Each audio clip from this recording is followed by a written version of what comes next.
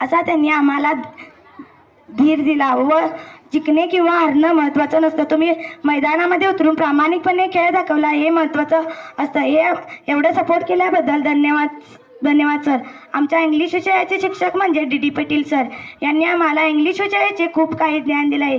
English विषय म्हणजे आत्ताच्या मुलींसाठी खूप कठीण, पण तो आम्हाला सोप्या पद्धतीने प्रत्येक शब्दाचा अर्थ सांगत आम्हाला शिक्षण दिले.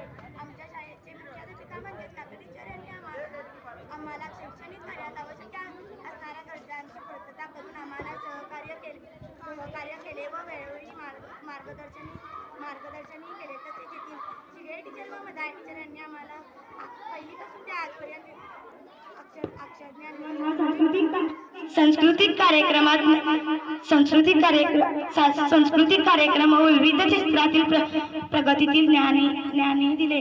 मला माझ्या मित्रांशी थोडं बोलावेसे वाटते, कारण मित्रमैत्रिणी या शब्दाचं एवढं महत्त्व आहे की संपूर्ण जगात कोठेही गेलं तेवढा आनंद आम्हाला मिळत नाही, तो आपल्या मैत्रीत मिळतो. आपण खूप भांडतो परंतु लगेच एकत्र होतो.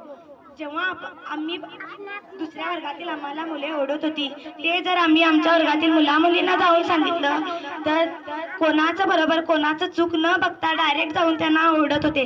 जसं म्हणतात ना, आपलं ते आपलंच असतं. मित्र आम्ही योग्य किंवा चुकीचे वागलो तरी मित्र आपलीच साथ देतात. शेवटी मित्र आहे तो हक्काचं रक्ताचं नातं जरी नसलं तर हक्काचं नातं असतं.